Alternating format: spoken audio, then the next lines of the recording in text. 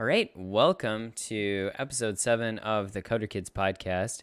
You've been with us for a while. If you've made it to episode 7, congratulations. I'm James Thornock, and the introducer today. We have the same guest we have every week, which is Jeff Ward. I'm not a guest. I'm a co-host. I'm taking over. No, I'm kidding. So Jeff Ward is the founder and owner of Coder Kids. And all right, so we first do a little update, and then we talk about a tech topic. And this week, what we're talking about is something that should be useful to all parents, which is resources, essentially. Some of them free, some of them not, to help your young child with coding. So we're primarily going to be talking about kids who are 5 years old, younger, all the way through, I think, second grade, roughly speaking. And then we'll get into that a little bit further. But first, how's your week been, Jeff? What's the update on construction and whatnot? Well, we're still in construction. We have some people building out a master shower right now, so that's exciting. And then today is actually my 10th wedding anniversary. Oh my goodness. 10 years ago. Yeah, 10 years ago. Yeah, I know we should be in like Fiji or something, but here we are. It's COVID times, and also this all of our Fiji money went to the home renovation, so we're doing a home anniversary today. We'll send you like 10 a years, postcard. The big 1-0, and I think we'll make up for it, by doing some kind of blowout anniversary for the 20th or something. Awesome. Yeah. What's new with you, James? Well, I think the biggest thing, I don't know. I had something. I did want to talk about Fall Guys a little bit. I finally downloaded Fall Guys because I want to see what that was all about. And of course, our podcast is now live on Apple Podcasts, Overcast. It's live on Spotify, and hopefully Google Podcasts as well soon. It should be updated there. So I know we've been recording consistently or semi-consistently, and so that's kind of big news. Yeah, so Fall Guys is fun. It's a basically Japanese game show style elimination game where there's 60 people to start and there's one winner. And it's incredibly easy to play, kid-friendly. There's no kind of violence or anything. All you need to do is basically use a joystick and like 3 buttons, and that is the entire game. So it's not complicated, and it's a bunch of fun, and it's got just define joystick. I mean, are we talking like the flight simulator joystick? Because I do not have. We're talking about this bad boy right here. If you we're talking about an Xbox controller joystick. Here's some joystick ASMR here. Yeah, there you go. I guess that makes sense to call that a joystick. But back in my day, we had a full analog stick, full-on handheld joystick. Yeah, flight sim. I don't think anything replaces like the satisfaction of that giant kind of flight simulator. Yeah, it's something. I mean, I guess those still exist, but probably only for flight simulator. So yeah, well, I don't think anybody's really playing games with. Well, I don't know. I mean, we used to use it also for a game called Wing Commander. Okay, yeah. Is like a kind of in the Star Wars galaxy or Star Trek galaxy. What system? PC. PC? Growing up. Yeah. Because I remember playing on an Amiga, like a flight simulator on an Amiga that my dad had. So. Okay. Well, Microsoft Flight Simulator, Windows Flight Simulator, I forget what it's called. It's still very popular, apparently. I think they keep updating it every year. Yeah. And you can actually do flight simulators like above your city, above your house. Pretty cool. Yeah. No, they're just releasing it now for like $60. And it's a huge update, and it's got amazing graphics and stuff. So that's my life. working on Coder Kids, getting classes posted, and trying out Fall Guys for an hour until I got frustrated that I wasn't the most adept little bean out there. So check that one out. So is it on Steam? It's on Steam and PS4, those two. So, And it's basically like American Ninja Warrior. Yeah, but you're a bean instead of like a competent human being. You're just like a bean-shaped little pod with feet. Okay. Yep. I'll have to check it out because I'm not understanding. No. The way you described it, it's like you perfectly understand it. So it's just not complicated. There are like 20 different levels, and everyone's running around, bumping into each other, knocking each other off platforms. Okay. Just doing all sorts of wacky, kinds of stuff like that. So this show is brought to you by Fall Guys, the new game. I love how we have all these sponsors that have not ever sponsored us, right? We're just like we're gonna advertise for people for free from now on. So all right, so let's dive into the topic of the day, which is so when we first started Coder Kids, I always have to go to blast of the past. There's the young one. When I first started it, I had 2 classes. So the first one was just Scratch, and the second one was what I called at the time, like, I don't know, like Intro to Coding, or like I think you did, yeah. Coding for little kids, or young coders. We went through a bunch of name variations, and then one day one of our partners was emailing me back and forth, and she was like, okay, so you have a Scratch class and a Coding Foundations class. And I was like, oh, Coding Foundations, I'll call it Coding Foundations. And so I think Coding Foundations kind of stuck, at least for a while. And it kind of turned into one of our primary after school programs. Yeah. And so we taught this a lot in non-COVID times. And we had a lot of people sign up for it. And I think the whole point of what we're going to talk about today, like the different resources and the Coding Foundations class, was pretty much giving the kids like a foundation in logic and a foundation in coding so that they would feel prepared for Scratch when the time came that they wanted to try it out. And, I think that we were moderately successful with that. Lots of kids who took our Coding Foundations classes moved into the more advanced Scratch classes. So that's and they had a lot of fun along the way. That's the historic summary. Yep. Awesome. Yeah, it's really good. A lot of places, a lot of coding outfits don't have that class for the youngsters, and we think it's important. It's not vital. If you have a 5th grader who's never coded before, it's not the end of the world. But it does help. So that's what we're going to share with you today. So there are a couple of different kinds of resources. There are things that you can do actively with your child that are like offline kind of activities. There are apps, there are websites, and we'll just go into a couple of those. So a big one that has coding in his name is code.org. May have been one of the first, probably the first big player. Hard to say. If you've ever seen that promotional video that has, Bill Gates and a basketball star who I don't know the name of, and will.i.am in it, that's from code.org. And that video came out like 10 years ago. Yeah. So, I mean, code.org has been, like you said, a player in this space for a long time. Code.org, they have a full curriculum all the way from the time that the kid is really little all the way through high school.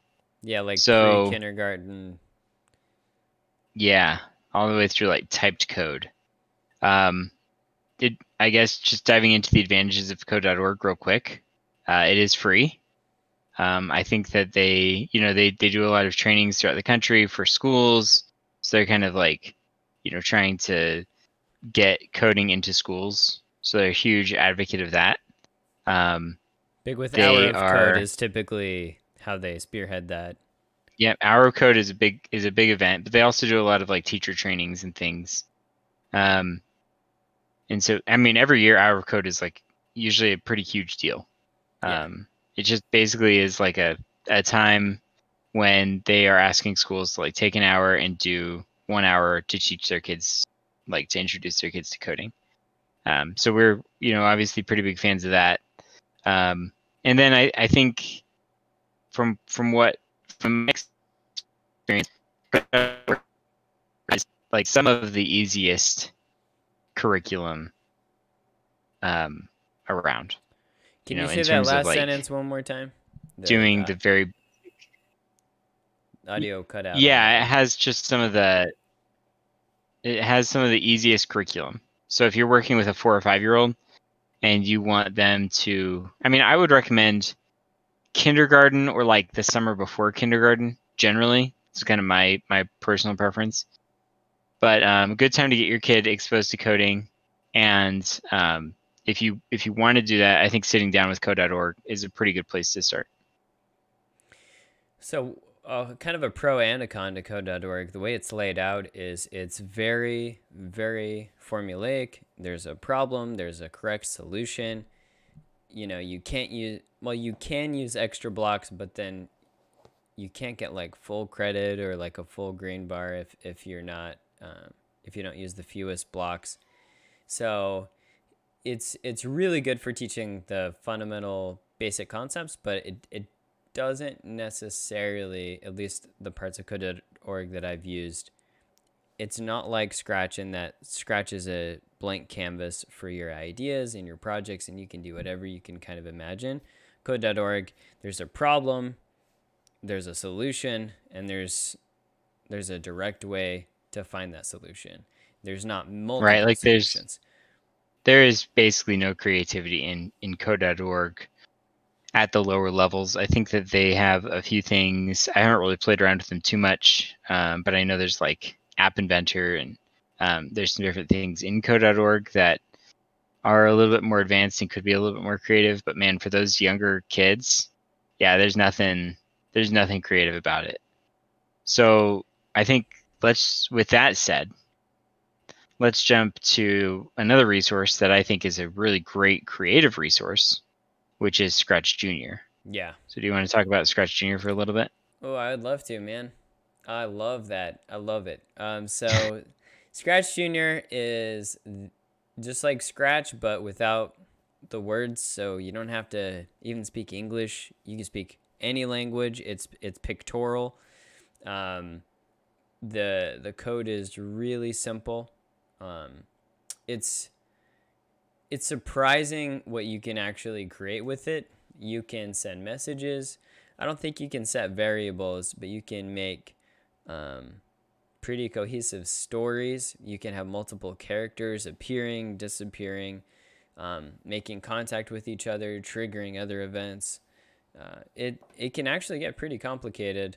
And what I think probably the best thing about it is that kids love to pick it up and they love to create with it. And that's the key, right? It doesn't matter if it's the best tool in the world if they're not going to use it. And so it's packaged in a way and it's colorful, and the color actually has meaning, right? Things are color coded for meaning. And there's a whole library of sprites that can be used, and there's a library of code that can be used. It's very simple. It's not as complex as Scratch, but that's fine, because as soon as you want to move on, you can move on to Scratch. So I think the biggest downside is just that it's not Scratch. but Yeah. it I mean, a yeah. lot of kids really, at some certain point, maybe like second grade, the kids are going to start saying like, "Oh, Scratch is for babies," or Scratch Junior is for babies, and Scratch is for big kids. And that is true to some extent. I mean, I probably wouldn't recommend that someone be using Scratch Junior like well beyond second grade or third grade. But Scratch is pretty complex. And so if you're looking for a pretty simple coding platform that kids can still be creative on, yeah, I would definitely recommend Scratch Junior. And it doesn't have all of the blocks that Scratch has. And so I think that can be a little bit overwhelming. Like in Scratch, you're dealing with like some pretty deep issues, like If then triggers that, else. yeah, like if a background is changed, then it's going to trigger something else in the program, or rotation style, or just certain things that are fairly complex. And in Scratch Junior, you don't have to worry about that kind of stuff. It's just like a fun little platform to build stories and things. So, on the one hand, it's like it's great for them to take that step. I think what I'm trying to say is that there is a pretty decent sized gap between Scratch Junior and Scratch. And so you just want to make sure that your child is ready for Scratch, because we don't want them to get frustrated as they make that transition. So I think it's also important yeah. to recognize, yeah, so amen to what you said, but I think the way to think about Scratch is you have a fun idea, then you go to Scratch to make it happen. Code.org you can start without any kind of preconception or any kind of idea, because they just have problems there for you and you just work on those. But with Scratch and Scratch Junior, it's good to come up with some kind of a concept. So for instance, one we use is, hey, you can create a character dribbling a basketball down a court. And so then they go about making that scene, almost like a scene in a movie or a YouTube video. They go and make that happen. Or, flipping a pancake, or driving across the city, or making the sunset and the moonrise up after it. Different. So they're taking their understanding of the world, and then they're making just like a little snapshot of it. Or they're going completely off the rails, and there's rainbow unicorns flying in from outer space and dancing to music, right? So, but I find that when you keep it really simple in the beginning with real world examples, kids are able to propel themselves because they know the next step. They're like, okay, well, I've got the baller. Now I need the ball, and then I need the ball to move up and down. And they have a basketball gym backdrop that they can use, so they don't need to spend an hour drawing that thing.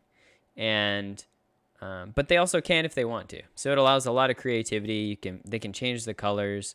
They can record their own voice, put that into the program. So it has a lot of features, and I think it works best when you start with an idea and then you try to make that manifest on the screen.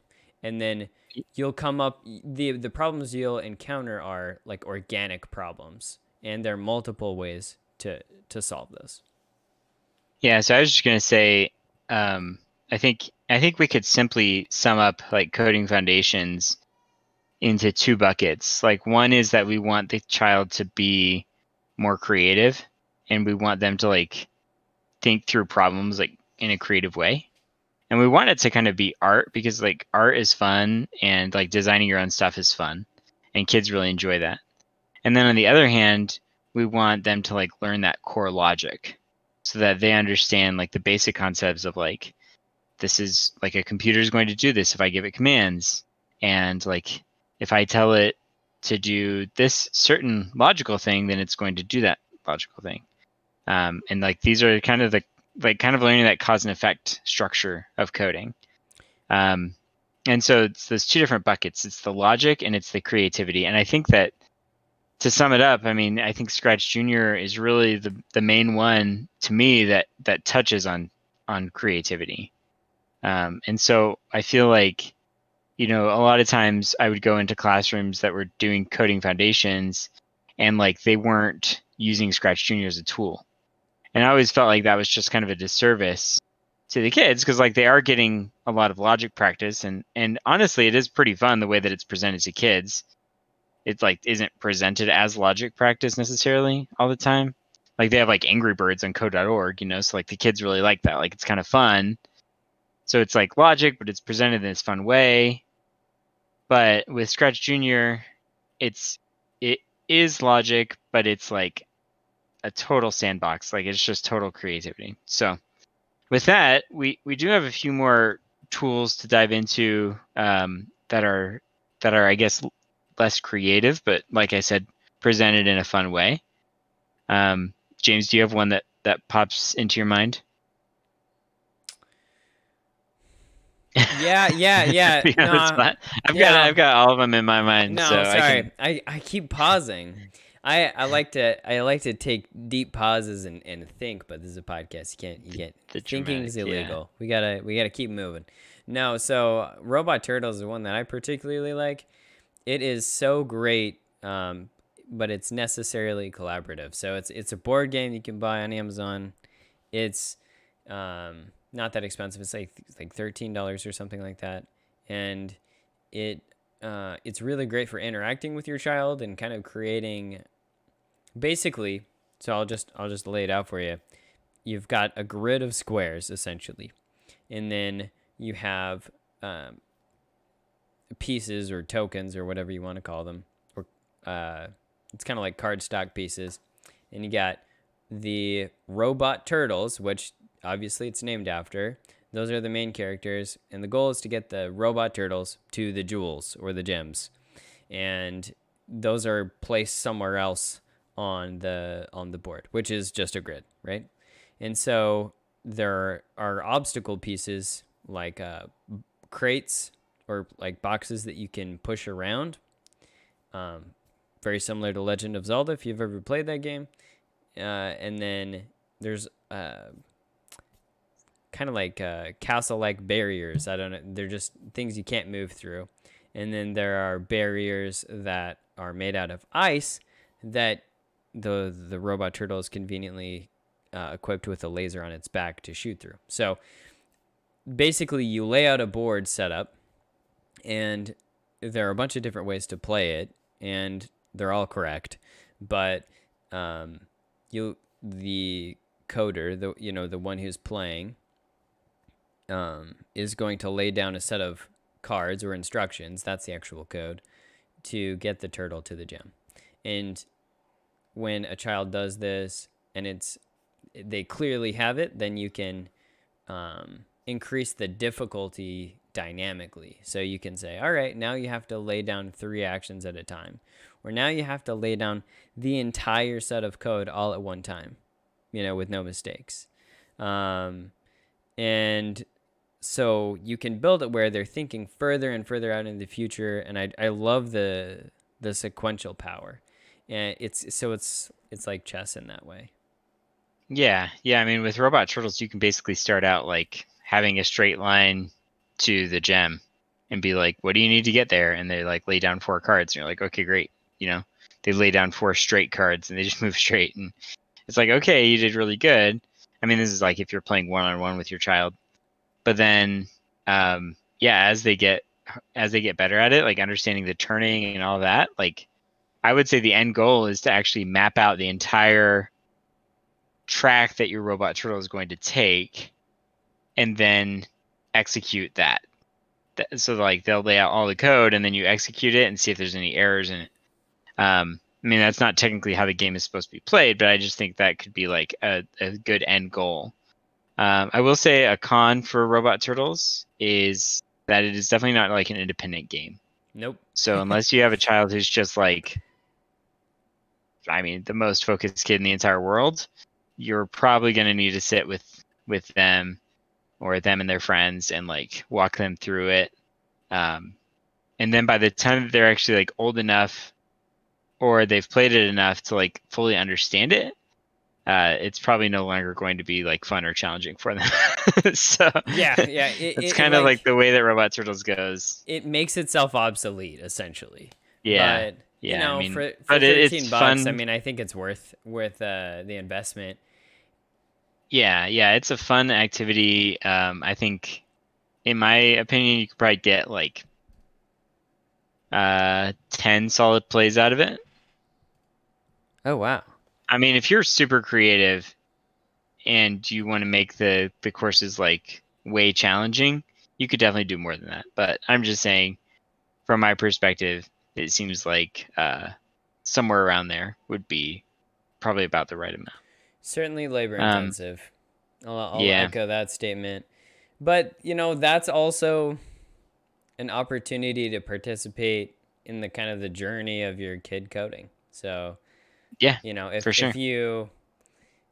if you're with them anyway and you want to spend time with them, that's an avenue to do that. Another one that comes to mind that is similar to Robot Turtles, but is, in my opinion, much more independent, is an app called Lightbot. And I actually wrote an article about Lightbot on our blog. So I mean, if you want more details about any of these resources, I would recommend heading over to coderkids.com/blog. You can check out some of the blog articles that we have, because some of these topics are covered in detail there. But Lightbot is a very cheap app. I mean, cheaper than Robot Turtles because the app itself is like $2 or $3. Yeah. And it basically is the same thing. Like the robot in the app is attempting to get to the blue squares, and when he gets to the blue squares, he has to light them up. And so there's like buttons like forward, light bulb, and turn. So I guess they actually start with like just forward and light bulb. Yeah. And then they add And in the then other options later. they start adding in like turning and jumping. And then eventually the light bulb can actually, Teleport. instead of just turning on, it can also like teleport. Yeah. So, I mean, it's like a really good game for people who want, like, if you want your child to progress through logical challenges and it's fully independent, I just think it's a really great app for that purpose.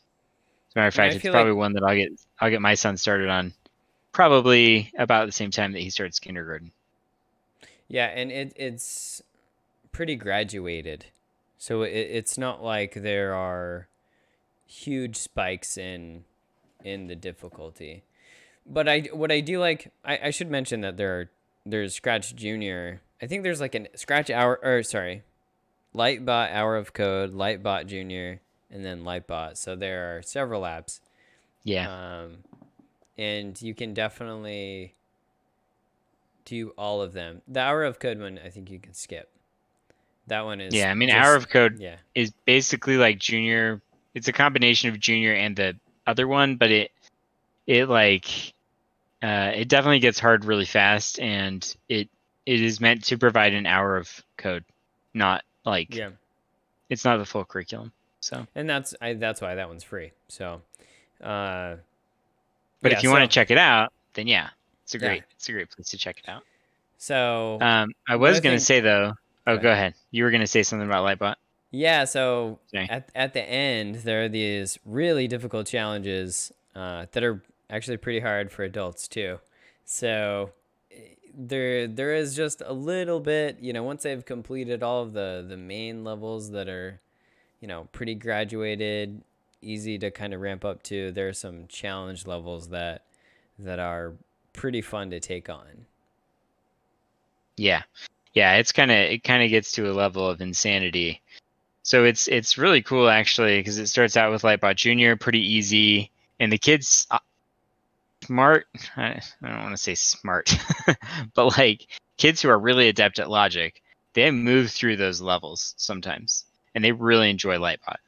But then by the time you get to like Lightbot, the actual app, not Junior, and you get to the later levels, man, it gets challenging for sure. I've even been stumped on a few. So, another one that is kind of similar to Lightbot is called Cargobot. And this one doesn't really get any love anymore because it's like, well, in some ways, like it's just way too challenging. But Cargobot is like kind of I would say an even more advanced Lightbot. So if you happen to be listening to this and you actually have a 12-year-old or 10 or 12 or 15-year-old and you want to give them some crazy logic challenges, I would recommend Cargobot. It's an iPad app, but also very, very challenging. So would recommend those. And actually, the fun thing is those apps, you buy them once when the kid is like 4 or 5, and it's really going to age with them. Cargobot, I think, is actually free. So, Right on. one more that we use frequently. James, I'll let you talk about this one. There's a couple more that I'm still thinking of, but the one that I'm thinking of is called Osmo coding. Yeah. You want to dive Yeah. into that really quick? Yeah, so Osmo has two different coding apps, but the I guess maybe three, but the coding with Abi is the one that we're talking about. So Osmo is just kind of a platform of apps.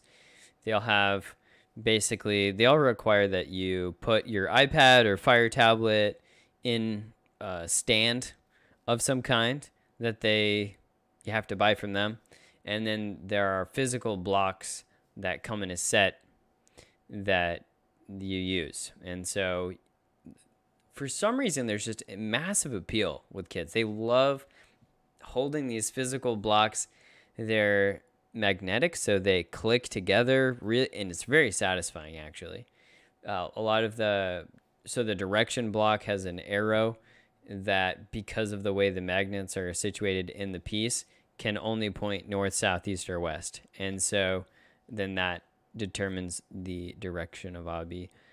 Now, so the stand just allows you to put a mirror essentially on the top of the device so that the camera can see these pieces. They're not like Bluetooth connected or anything like that. And they can navigate in a similar way to Lightbot. But what's interesting is that they're encouraged to do as like longer and longer sets of code, and the more that they put together all at once before they hit the run command or the go command, they get more and more points. And the main character's name is Abi, and his primary goal in life is to eat strawberries and save the mountain. So it's pretty colorful, pretty fun, and for some reason just incredibly compelling. Yeah, it's kind of like we were talking about before, but like Lightbot, Osmo, um, those games in particular. I mean, Robot Turtles.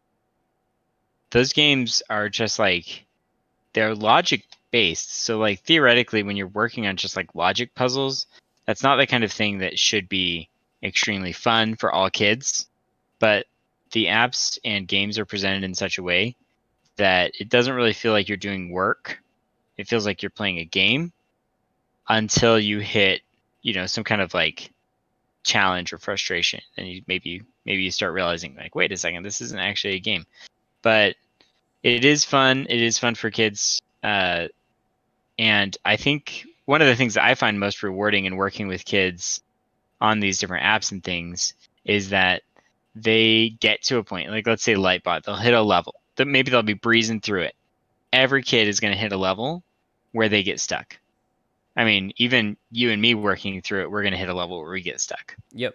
And so that's kind of the beauty of it. And then and some kids get stuck on the second one, and some kids get stuck on the 15th one. It all varies based on age and their familiarity with logic. And so then you walk over to them and you say, or they might be stuck on Osmo. A lot of them just like get stuck. They keep running into trees or something. So you walk over to them and you coach them through it, and you coach them and you say like, hey, you're stuck. Like, let's walk you through this. Like, let's push you to practice this stuff. And a lot of times, I mean, all the time, they're able to like get over that hump and learn a little something. And then the next time they run into that same challenge, they like kind of know how to conquer it. And so most of the time in my experience, it's like they'll get stuck on level 15. You go over, you help them. Maybe they do 16 by themselves. And maybe they get stuck again on 17. You have to go and help them again. But it's like that's the rewarding part, I think, of working on logic, is that you start seeing the gains that they're making, where it's like the first time they couldn't even get past level 2. And now they're on level 7 and they're figuring it out on their own. Oh yeah. So that kind of stuff I think is really rewarding, and I think really also beneficial for the child. Yeah, that's definitely rewarding. It's all about the gains. It's all about the It's gains. all about the gains. No, Let's talk I about. Oh, go sorry. ahead. Go ahead. Yeah, so what I was gonna say is that the kid also gets a kick out of it. If all of the levels are easy, they actually become bored really quickly.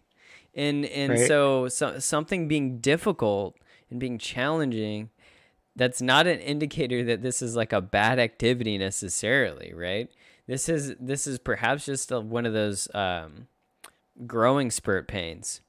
And when Yeah. it's overcome, and so you don't want to short circuit that and just make it easy. Oh, like, oh, it's okay. I'll figure the problem out for you. You don't want to do that either. It's kind of a balance of like asking them a question to kind of coax out the answer.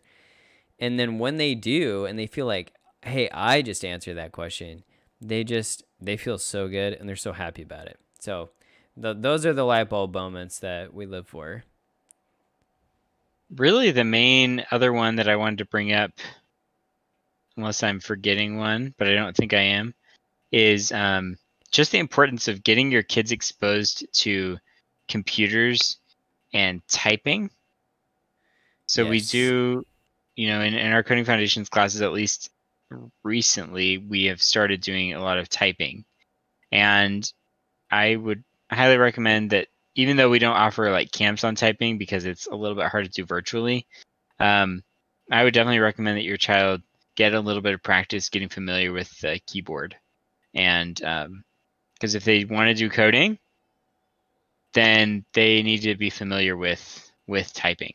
And I know it's a lost art, much like handwriting. Keyboarding is something that people don't value anymore, but having seen many adults typing with one finger at a time, I just think it's extremely important, especially if you want your child to either have a job or be prepared for a job in technology. In addition, I think how it makes you feel when you know how to type, it makes you feel like the boss. Like I run this show. I type Yeah. the commands. I'm giving the instructions, and for you to feel comfortable in that setting, you don't want to be intimidated by the tool that you're using. It's not a good feeling. Yeah. So, Um, anything else that we forgot, James, that I we use mean, for young kids? there's nearly infinite like toys and tools and stuff like that. I mean, these are just the cream of the crop that we've gone over. So if we missed Yeah. your favorite coding toy, we're sorry. We're not trying to avoid anything in particular. These are just the best Yeah, I tools that mean, we've found. I will say, like, we've tried out a bunch of stuff, and We tried like out one thing we Cubeto haven't and mentioned yet, yeah, like coding robots. There are some pretty cool Lego Mindstorms. robots for coding. Yeah, I mean, Lego Mindstorm is awesome. So, I mean, obviously there's a bunch of different stuff that you can test out, all at different price levels.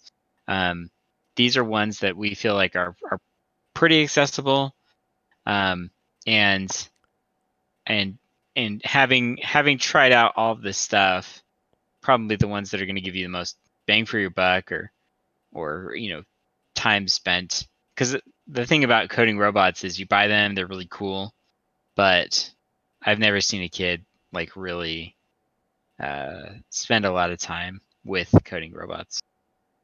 Like eventually they're just like, you know, they have And I like get the Bebot, the Cubeto. I mean, it's like eventually you're just like, all right, well that was cool, but whatever. Yeah, and So, it's an expensive, toy if that's just what it ends right. up being. And Learning the same logical concepts from Cubeto, which is $300, or code.org, which is free, yeah, make your decision. but if you're passionate So, about it, you want to spend the money, like go for it. Yeah. So, yeah, I mean, I liked um, Cubeto for a long time. Probably my biggest issue with it is that it kept having battery issues. It's like they didn't have an auto off. And so yeah, it's like something if that's you accidentally leave it on, then the battery dies, and then you have to replace the battery every single time you use it. So yeah. anyway, but lots of good resources. We will link a lot of these tools below in the video description if you're watching on YouTube. And then also just a reminder that if you are looking for more information, coderkids.com/blog.